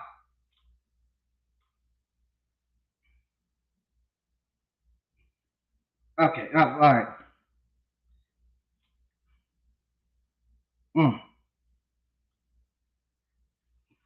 I went to the college these professional people. I went to these professional people to actually what you call say, hey, let's come together and let's start an investment group. When it got down to it, they didn't have $200 at the end of the month to put towards investment. They didn't. That's honest to God truth. Now, if you look at them, you think they're doing very well. They didn't have $200 at the end of the month to put towards investment. That's the honest to God truth. So, but Appliance Boot Camp, we hadn't been here. Hadn't been here a year, and this is documented on record. Appliance Boot Camp, we hadn't been here a year. The first matter of fact, it was our year anniversary, and we told everybody we were going to buy the city. This is documented, and the guys can take. We said we are going to buy the city down here that we're in, and I told everybody come down here, $5,000 or $10,000 in your pocket. We had over probably 50 people showed up from blue collar appliance repair with $5,000 to $10,000 in their pocket, ready to buy buildings if they would have showed us. Now, unfortunately, they blocked us and let us get. But if they would have showed us buildings, we were gonna buy them. I still bought two more after that. You know, I went to your professionals and told them, hey, let's buy these buildings. They didn't have a damn dollar. They didn't have a dollar to their damn name. All those cars and shit they didn't have 17. They didn't. The buildings went for $15,000. You could buy a building for $15,000, and they didn't have it. They come and go get a loan for 15,000.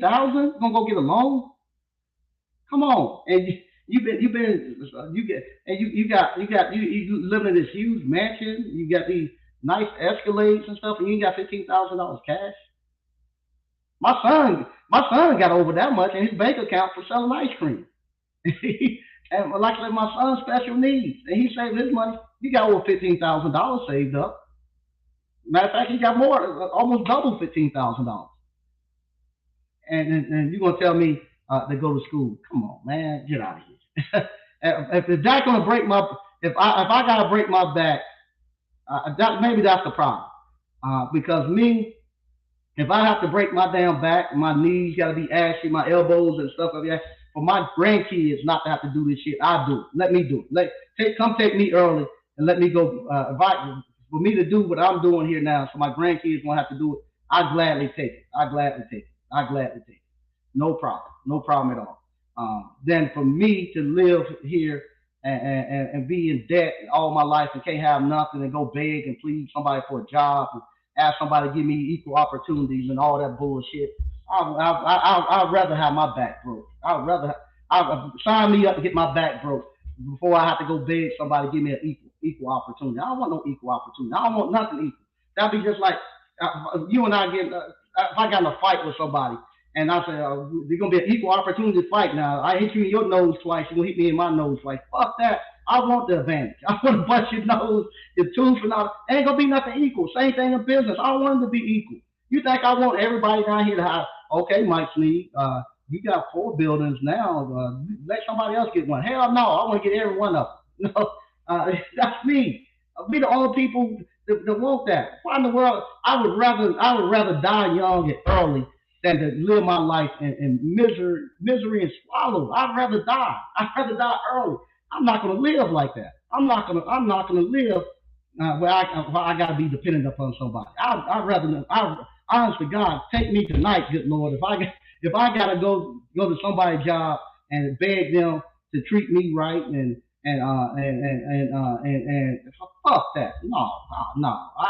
I'd rather die now than have to go to somebody's job tomorrow morning and beg for them to treat me like a man and all that BS. No. You know, matter of fact, I'm glad.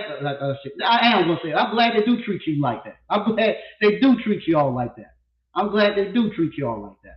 So you'll wake up. You need to be building something for your own. You be there 30 years and you ain't built nothing because you don't want to hurt your back and all that. I hope they do discriminate against you. I do. I hope they do discriminate against you. I hope they do it. You deserve it. If you too selfish to build something for your kids and grandkids because you worried about your damn back, I hope they do discriminate against you. I hope they call you the N-word. I hope they do everything in the world to make you feel less than a man. I do. That's the way I feel. Maybe I'm wrong, but that's the way I feel. Because if you ain't building something for yourself, you don't need to be here. You don't need to be here. And that goes back to the biblical. He cursed a fig tree because they wouldn't produce no figs. And then you're going to come here and stay here 30 years and don't get nothing. And then y'all go here and do all this stuff. And then they say, got GoFundMe's to put you in the ground. I wouldn't give $1 to a GoFundMe. Let the state cremate them. If you don't been here all their life and can't even afford to put yourself in the ground, forget them. I ain't giving $1 to no GoFundMe. I'm tired of that. Matter of fact, let me tell y'all that now. I hate to say this, but if somebody else died, don't call me about no money. If you ain't got no life insurance now to get your ass in the ground, you don't deserve to keep them in the freezer. I ain't giving another quarter to somebody passing. We passed that now. I ain't giving another quarter for somebody passing on. If Mike Sneed died, don't y'all give. I'm telling y'all now, don't y'all send a penny to my family. Don't send a penny to my family. My wife and kids are okay. You ain't gotta be sitting here trying to figure out what I got. Y'all know what I got. Don't send them a penny. They are okay. So when y'all pass and stuff, I ain't giving $1 more to nobody else passing. I ain't giving $1 more to nobody else passing. All right. Sorry about that. I'm gonna get off here because I went too long. SG Appliance Academy. What's up, SG on the wall? Yeah. Mona got her thing on the wall. It don't get gotta be a blue collar, but if not blue collar, find another avenue. There ain't no other way. Ain't no other way to go. Well, you don't own that. That's another thing too. What the hell are you gonna do besides blue collar? You don't own nothing. You don't own no manufacturing place. You don't know how to go pull no minerals out the ground to make nothing. How are you gonna do that? You don't know how to build no machines. People look at you and laugh because they know you can't do it. When you come there and want to tell somebody else how to do the shit. You gotta get back to blue collar and work. How you think China learn how to build stuff? How you think everybody else build? They start with the blue collar stuff and work their way up. You think you're gonna bypass that and get in front of somebody and tell them what to do? They laugh at you. They know you can't feed yourself. You can't fucking build a well over there. You can't dig a well over there in Africa. You're gonna talk about going and setting somebody office. I wish they would kick all of y'all out of it. Honest to God, I wish they would kick all of y'all out of it. Honest, I do. And so y'all wake up. You don't own anything. You don't own anything. I can't go. You don't own anything, but you want to tell everybody what to do, like you own something. You don't own, and that's what's making these kids think that crazy stuff. Think they're gonna do something without no hard work. You think you're gonna get in here and tell somebody how to do something, and don't own anything. So anyway, I'm sorry about that, y'all. I'm sorry about that. But that's the crazy shit that we do. Somebody he won't come on the live and defend that stuff. He won't come on the live to defend that stuff. He won't come on the live to defend that stuff because here I'm gonna make you pull it out. I'm gonna make you pull it out. We're gonna see if you lying about it or not. So you come up here and you talking about that you what you call you this big guy and stuff. You want to have a contest? We're gonna pull it out and see. I will say, okay, yeah, what you own? Tell me what property you got. Let me see your what's your LLC name? We're gonna go look at it, and that's what we're gonna do. I ain't gonna sit here and let you just talk and you come out here and say that stuff. No, you come out here. If you come out here and you saying blue collar don't work, I say blue collar do work. Then what we call? You what we call? You bring what you got. If it's engineering, if we don't proved it many times. Whatever your kung fu is, if you got a master's in psychology, bring that motherfucker up here, and we'll measure it out. And it's real easy to see which kung fu work and which one doesn't. It's real easy to see. It ain't gonna be none of that guessing where you gotta be thinking, what Mike Sneed got and this and that. No, it's public record. It ain't gonna be none of that shit where y'all gonna have to be around here trying to guess on what I got and somebody trying to make some lies up to make me feel like I'm something that I'm not. No, we'll go right now, and you bring it up here. We'll pull up your bank account. Pull up your bank account and take a screenshot of it. Now I do mine. And pull up your property, pull up your deeds, and I'll pull up mine. And that stuff you can settle up easy. That stuff you settle up easy. That ain't something you gotta be here all night talking about. And so then it ain't no guesswork. Then you gotta be you don't know what Mike Sneed got. He had all of this going on, and I know this. No, y'all know what Mike Sneed got. So I want to see what you got that you say skilled trades can't do, and we put it up. We put it up. Once again, I'm sorry about that, y'all. I'm so sorry. But right now, if I'm real passionate, I'm getting ready to get off before I mess around and get my YouTube channel taken. but what happens? You got these guys. I don't know where these guys came from. I don't know where these guys come from. Where they don't build nothing, don't want to get dirty, don't. But they ain't built nothing, but they think they're supposed to be in charge. And they think that we're not telling people about risk. What in the world is a risk? I had somebody tell me that earlier today. And I was asking them, I put a picture of me pulling my truck with my van, and this man telling me, man, that you should be careful. I wouldn't have done that. That thing could flip over on you, and that got too much weight on it and stuff. And he's in his this guy probably in his 70s or 80s. And I asked him, I said, what the hell going on, man?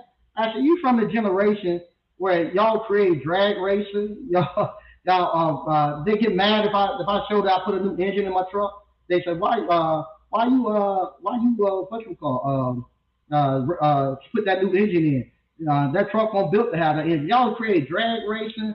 Y'all are swapping, putting 440 Hemis and creating street sleepers. Y'all created bobbers and chopper motorcycles. And now you worried about me driving a truck, pulling a truck. What happened? Where men get so damn scared from? I was telling them I was 12 years old, and many a time my car, if my mom's car knocked off, my grandfather, grandmother car knocked off, we didn't call no tow truck. Your granddad and your uncle or your dad went out there by an old smokehouse, and we had this chain, a long chain with that went through a metal bar. You hook that up to the back of your granddad's truck or your daddy's truck, and your daddy put you in there less than 12 years old, and he take the car and they say, hey, don't be riding. They say, don't be riding the brake and don't get too close up on me. And and he takes off pulling the car, and you pulling it with the chain, and you got a little bit on the brake. And when the car starts rolling too fast, you slow down, and then he picks up and it jerks you back, and he gets mad, turns around, hollering at you. We done that anytime, all the fucking time. That's the way you pull your car. You ain't call no fucking tow truck. We done it all the time. We went to go to the drag races. Didn't nobody have no rollback or nothing. And to pull those cars to the racetrack. That's how you pull your car to the racetrack. And now all of a sudden these men, you gotta have a rollback and a dually and all that stuff. Man, this is crazy. These men right here.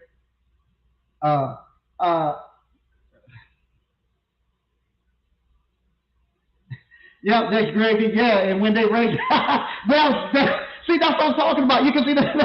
That's exactly what Greg B's talking. When your granddaddy in the car, he put his hands up, ease off the brake because he's slowing him down, he's dragging. So he eased off.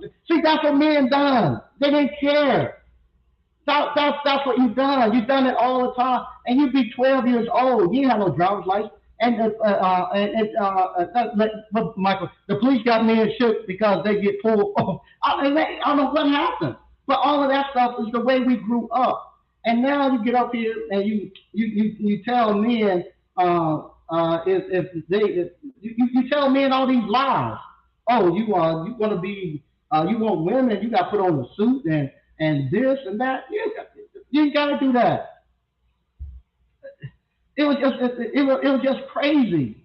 It's just crazy how they have now just made men afraid of everything. You got power to dominion over everything in this world, and you're supposed to be able to speak life into stuff. You're supposed to conquer everything to the point. Man, he's afraid to be on the oil rig because it's gonna blow up. Okay, you're afraid to be on the oil rig because it's gonna blow up. What in the world gonna happen when it's time for you to go to war one day, and you're gonna be like those men in Ukraine trying to get on the train with the women, and then they gotta tell you, "No, get your ass off that train. You've been here in college all this time, taking advantage of this city. You're gonna sit here and fight, or you're gonna then holler, oh, they discriminating on me. They want me to fight. They won't let me go. Hell no, get your ass off the train and fight. Grab a rifle, and you gonna get here and fight with us. You a man, you ain't gonna run out here with the women. That's what you do. You're afraid the oil rig gonna blow up. How in the world are you gonna make it when you gotta go? When the time comes, you really gotta put your life on the line. That's why I'm telling you, man. This is just ridiculous. This is ridiculous. Greg B. Yeah, Greg B said they pull out a car. Greg B, I had an 84 Delta 88 and drive shop along when I was racing. We pulled my car to the shop. Yeah, that's what everybody done. You ain't call no tow truck. You just take the chain, hook it up to the car, and you pull it. And these guys now,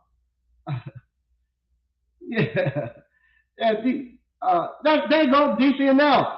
Now that 3-car back performance. Yeah, when it's time for you to really ante up and do something, you ain't got it in you to do it. Because you're afraid y'all gonna get hurt. Yeah, that's what it is. You're gonna get hurt. You're gonna get hurt. But who cares? That's all a part of being a man. That's why. That's why you don't need. That's why they say men are expendable. One man one man can replenish a whole community by himself if all the other men are gone. It's just the women that you have to have. So you expendable. You expendable. So you're supposed to do hard stuff and put your life in danger. And because you're not supposed to be here living a long time. You think I want to live here a long time and don't do anything? No, fuck that. No, come get me. Come get me. I ain't gonna want to be sitting around here all my life, ain't done anything. And then when I die, you got people sitting up there trying to figure out something to say about you. Yeah, he was a good friend. He loved the New York Knicks. So you ain't got nothing to say about what you done. Like they say, the hardest job for any preacher is to have to preach to utilize a Negro that ain't done nothing in his life. You sitting up there trying to think of something to say because he ain't done nothing in his life. You can't think of nothing for him to do. When I'm dead and gone, all y'all do is you ain't got just play one of the videos and get it moving. You ain't got to be up there trying to think about what to say about Mike Snead. Just he done it. Move him on. You ain't got to be coming here to figure out what I got and all this other crap. If you and all that, you ain't got to figure that out. You know what I got. We are in a generation where these boys don't even want to wash the car or get hand washed or can't get a hand washed car. Yeah. It's just crazy because of that. It's afraid you're gonna get hurt. You got a lot of family members in blue collar stuff. I don't believe that. It's hard to believe you got a lot of family members in blue collars and you ain't get none of it. Don't find it. I find that hard to believe. But once again, man, I done ran over um, uh, griping about that stuff. But that's the stuff that we have to do. We gotta push that stuff back. You gotta push that stuff back on these guys because these guys have came up here and done changed the narrative of what millionaires look like, what high value men look like, and it's not that. That young lady whose husband was a plumber, that's your high value man. Women, that's what you want. The guy got a GED, but he got a pocket full of money. His wife don't work, and she's happy. She's highly educated. There you go. That's your high value man, and he's faithful to her. He's treating her nice, and they have a great life. And that's. And you saw how happy she looked, and she wasn't no flamboyant person. Very nice looking lady, but she was very down to earth, very intelligent, and that's what it looks like. So that's who you go find out. No man can't tell you how to get no man. I can tell you how to get a man. I ain't never got no man, so I'm gonna tell you how to get no man. Just like a woman can't tell a man how to get a woman, unless you done got a woman before. I know what it takes to get a woman because I done got plenty of them. But I don't know how in the world a man think because if you look at it, all the women we say we don't want and we don't like, they the ones that end up being your baby mamas. So it evidently ain't what we say we want because that ain't who we getting. And you got these men who it's just crazy. The men are effed up. You got men sitting around here listening to that crap all day long, talking about they ain't gonna deal with no woman and they masturbating all day, won't go get no woman. They go on the internet and holler some crazy mess like that. Go get you a woman, man. That's all. It don't matter. I'm gonna get my money together, and then I'm gonna go find a woman. And I'm 50 some years old. Trust me, I'm 50 years old. Go have your fun in your 20s and 30s. At 50, you're gonna be caring more about your legacy than having some fun. That ain't gonna move you no more.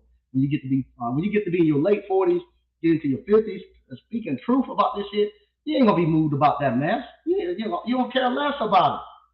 You're gonna care less about it. You more about building legacy and stuff. You're gonna waste all your fun time where you need to be purging yourself, worried about you're gonna get your income up and this and that, and don't have no skill set, working 3 jobs, and frustrated all the time. Go ahead, find you a nice little girl, a nice little friend, have some fun with them. Who cares? Who cares? You gotta learn how to start talking to women. You gotta open your mouth, and to get the money and all that stuff. You get a girlfriend, you learn how to get some money because she's gonna cost you money. You get some money. You get some money. You start trying to date 2 or 3 girls. You'll learn how to get some money, and you'll be fine. And get that out your system, and then you get to be 45, 50. You can start to build something for the next generation. I look like at 50 years old, talking about I want to be chasing some women and all that stuff. Come on, no, no, come on. I've done that. I've done that. But no, my thing is now is building businesses, building a legacy for my kids and grandkids. That ain't my life. I'm gonna be talking about. I'm gonna be what you call be out here at 50 so I'm gonna get remarried and have some kids. I'm 50 some years old. What what I look like trying to have kids at 50 some years old? I got grandkids. I talked to somebody earlier today. I was telling them that. I said, nah. I said, it ain't much babysitting left in me. I want to be papa. So when I mean I want to be papa, they can come on the weekend and stay, and they can come after school. And I ain't doing no spelling words. I ain't doing no math problems. I'll make sure they fed when you pick them up, or you take them home and you do all that. I ain't raising no more kids now. On the weekend, they can come here and stay for a little bit, but you gotta come get them. But I ain't doing all that no more. That they need young people to raise young kids. I'm not raising no more young kids, and I ain't getting with no woman having no kids at no 50 years old. That's Michaela, Mike, and Shayona can do that, and I'll send them on to them. My job is I have to make sure if their future husbands and stuff are listening that I'm putting something out here that get into their head, so they don't need papa. Papa can be papa. I ain't doing that. I ain't doing that. I ain't going to get caught up on raising no kids, no 50 some years old. And y'all, this is the thing. Oh man, I'm definitely getting off after this. And the crazy thing about it, people believe in that. People believing at 55, 57, 60 years old. I'm gonna go out here and get me a 30-year-old woman, and a 25-year-old woman, and you don't want those type of problems at that age. It's bad enough when you're 25 and you're dealing with the 25-year-old woman. I look like at 50 and 60 years old, trying to be dealing with a 25-year-old. Be looking like my uncle Willa Parker. No, I ain't dealing with that. I don't want to do that. I'm not even going that way. I'm not even going that way. So, but anyway, once again, I want to thank everybody for watching. If you hadn't already, click the link in the description if you want to get in here. Mike, you are crushing my dreams. Mike, you are crushing my dreams right now. No, I'm giving you to the reality, man. Get you a nice woman and settle down. Don't let those guys fool you. Those guys, don't let them fool you. Don't let them fool you. I'm serious. Don't let them fool you, man. Uh, yep. Say that's right. A 40-year-old man is way different than a 40-year-old woman. That's the honest to God truth. Don't let these guys put you in no trick bag, making you think that that when you start getting close to 50, that you're gonna be out here running these girls and Mike Sneed, the Kevin Samuels of week back then. There you go. Yeah. Don't be out here getting letting these guys food. Don't let them fool. Don't let them fool. I'm gonna be straight up and honest with you. Don't let them fool you. If these guys if these guys ain't been married 15, 20 years, don't take no marriage advice from them. Only way you can get you want to get marriage advice, talk to somebody who's been there 15, 20 years, and talk to them alone, and they'll tell you exactly how it is. When it's rough those first 5 or 6 years. Those first 5 to 10 years is rough. But after that, you become dependent on your wife, and you need them. Regardless, we hear us complain. You hear me complain about issues with my wife and this and that. But in all actuality, we need them. We need them. And a lot of times, they are the reason that keep us grounded. No, I get mad because sometimes I want my wife to be more, go like me. But I have to realize um, that my wife is the person that governs me, that keeps me from going. I'll be doing everything if it wasn't for my wife pulling me back down, saying, "No, slow down, you're doing too much." So I need that in my life. And so a lot of times, if you don't have that balance in your life, somebody that's always going with you, you don't have nobody to actually, you don't have no brakes. It's like a speeding train with no brakes. You gotta have some brakes on there someplace. And but yeah, get you somebody to help you settle down, and that you can grow and build with, and create a legacy with. I tell people all the time. Everybody hear me say this too. I'm not going to get no divorce or anything like that because I'm thinking about my grandkids. I don't. I want my grandkids to come see mama and papa, like I got to go see my grandmother and my grandfather together. I didn't go see grandma staying someplace by herself in a retirement, 55 and older home. Then granddad is shacked up with somebody else he ain't married to. I'm not gonna have that. I wanted to be like my childhood was. I got to go see my grandparents, and they were loving, and I got to hear the stories, and I was so glad that they stayed together, so that we did get to experience that. And I want my grandkids to have that same memory that I had about my grandfather. You know, so that's why I stay. Now, if you don't, you see these you think these people that's telling you this stuff is happy. You don't see you don't, anybody tell you when we saw Steve Jobs had all that money in the world, and when he was dying on his deathbed, he didn't say nothing about the money. He wished he had better relationships with his families. That's what he wanted. He wanted to have a better relationship with his family. That's the stuff that he longed for. He didn't say nothing about the money. Same thing. You listen to these people telling you all this stuff about what they're doing. You think they're doing something nice, but you'll never see them doing anything with their families. You'll never see them doing anything with their kids. You'll never see any of that. And then when the time comes, when they need their families and stuff, ain't nobody showing up. Ain't nobody showing up to do anything for them. So you don't want that life. I seen my father I seen my father and my grandfather when they got older in life and they needed somebody, and to have family there to take care of them. That means a lot when you land in the hospital and you don't know where you at, and you got your family there looking out for you. That means a lot. And you land in the hospital, you don't know where you at, and you just got some nurse telling you, man, shut up. I don't want to hear that buzzer. Buzz enough. I want to give you some put you to sleep. You don't want that. You want family members there with you. And I was grateful my father, nor my grandfather had to spend uh, uh, never had to spend a night alone in the hospital by themselves. I'm grateful about that. That they always had their grandkids or the great grandkids there with them. Let's see, decent enough.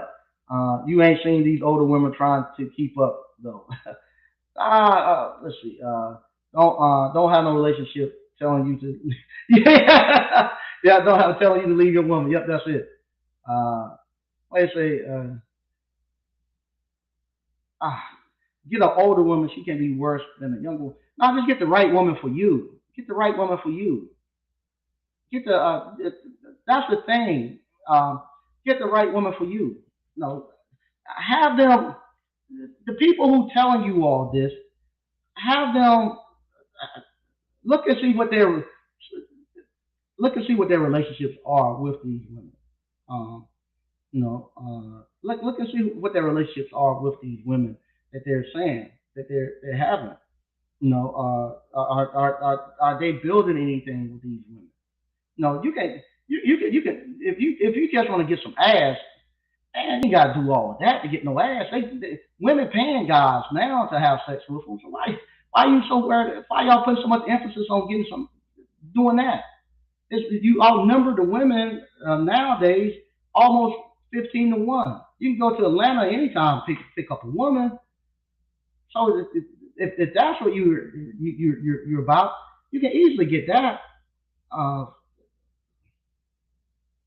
no, I'm not gonna have a relationship for it.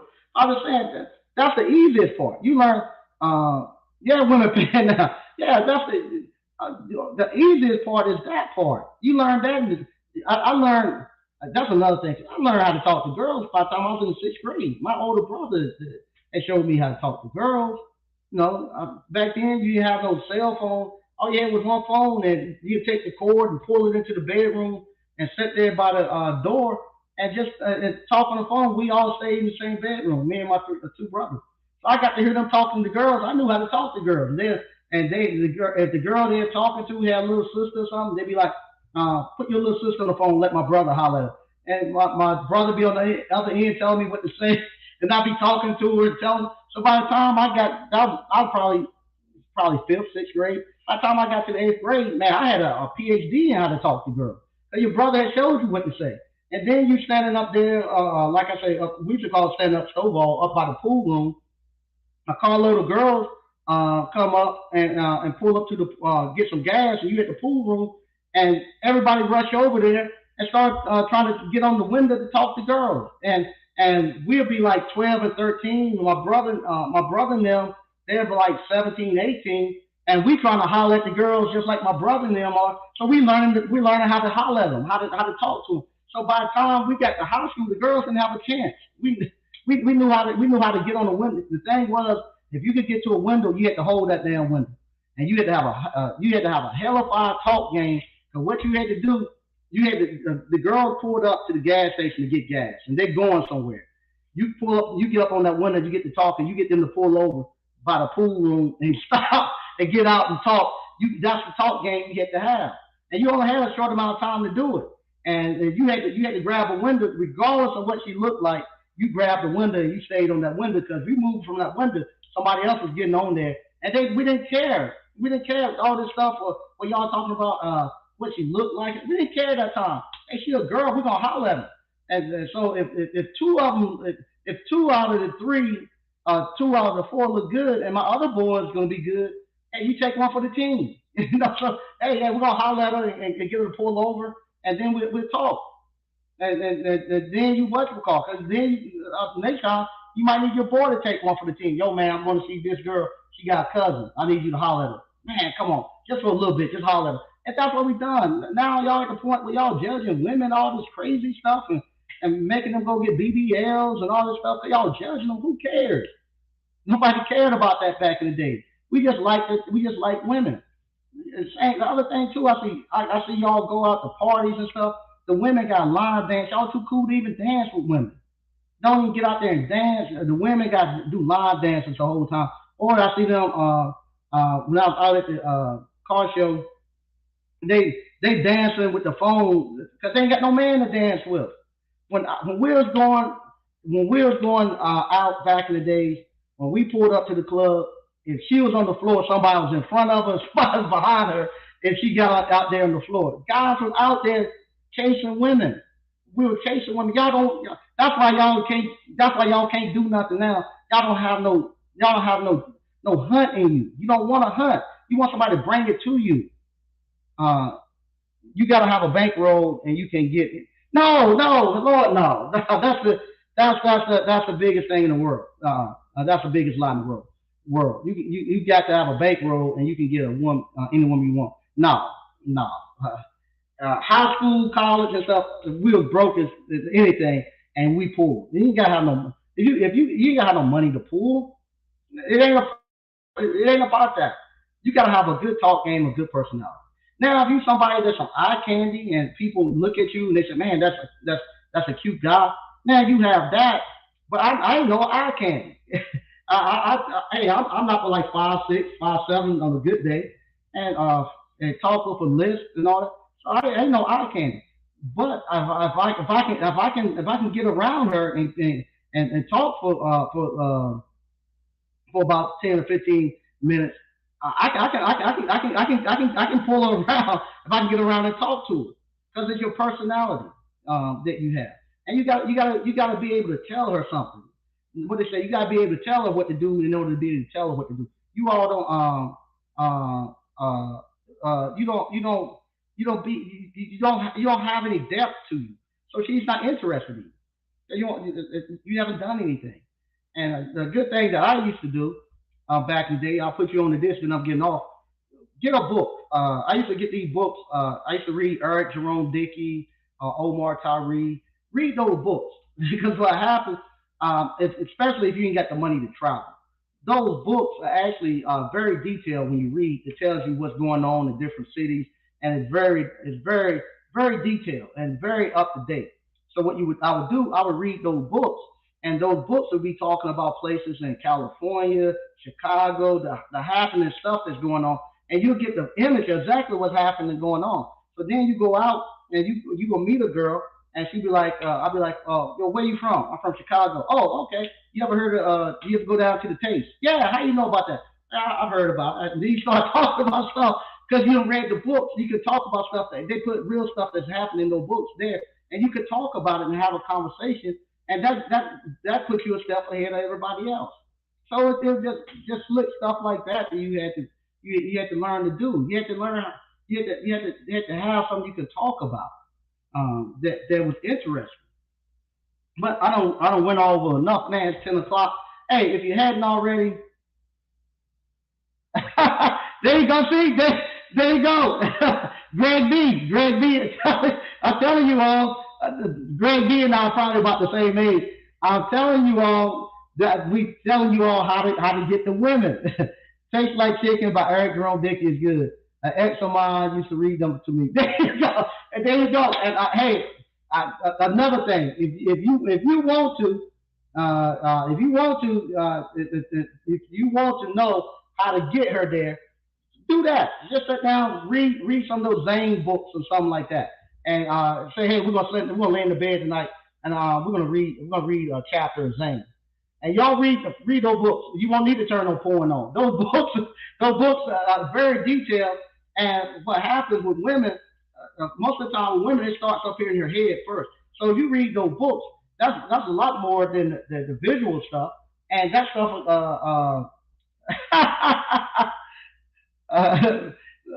what does this have to do with the book? Okay, Mona, I'm getting out. Greg B, I ain't got a hook there now. Okay, sorry about that. Yeah, Mona done knocked the flow. Yeah, these the keys to the streets. SSG Academy. Mike just wants to talk about something different before he goes off there.